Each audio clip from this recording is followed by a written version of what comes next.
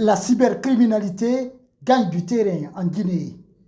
Les plateformes riches VIP et SVIP qui étaient considérées autrefois comme des plateformes d'entrepreneuriat par excellence viennent de faire des victimes.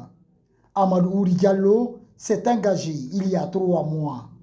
Il décrit sa mésaventure. J'ai reçu, le lien à travers un ami qui me parlait qu'il y a une plateforme en ligne qui est très très fiable. Bon, ma première question, c'était de savoir est-ce que quand on effectuait les retraits, ça venait. Il m'a répondu que oui, c'est possible. Il a fait le retrait, je vis que ça venait. Bon, je me suis aussi intéressé à la plateforme. Et comme ça, je suis rentré dedans et j'ai investi l'argent pour pouvoir continuer avec la plateforme. Les deux plateformes ont plus d'1 million d'abonnés. À date, les victimes ont mis en place un collectif pour les défendre. Pour ce faire, une plainte a été introduite à la DPJ, Direction centrale de la police judiciaire, et chez le procureur général de la cour d'appel de Conakry. Sur 1930 personnes enregistrées, le montant escroqué est de 8 milliards de francs guinéens. Les démarches qu'on a eu à mener, d'abord, on a cherché à mettre un groupe de collectifs en place pour créer un site web pour pouvoir recenser toutes les victimes. Comme vous venez de le mentionner, on est plus de 1930 victimes qui ont été recensées à date avec 8 milliards de francs.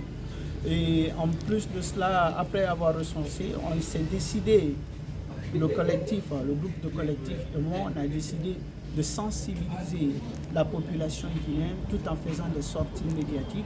On est sorti dans plusieurs médias afin de sensibiliser la jeunesse, les citoyens, qui sachent que réellement ces plateformes qu'ils voient, qui promettent des investissements en ligne ou du télétravail et qui n'ont pas aussi du tout de siège social, ce sont des entreprises d'arnaque, c'est des canulars.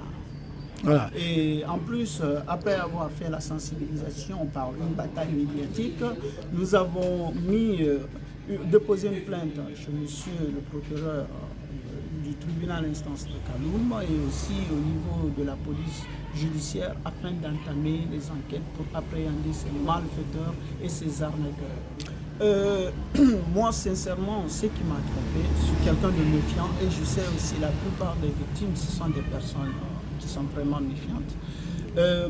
C'est juste que nous, on croit tout ce qui sort à la télé parce que par rapport à la communication, c'est pas tout le monde qui connaît la différence entre une communication et une information.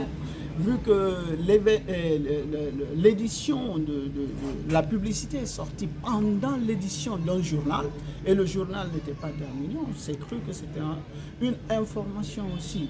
Donc réellement, c'est ce qui m'a moi motivé à investir sur cette application, sans quoi je n'allais pas me retrouver aujourd'hui dedans. Et je sais que les milliers de Guinéens qui se sont retrouvés dedans, c'est parce que c'est passé à la télé.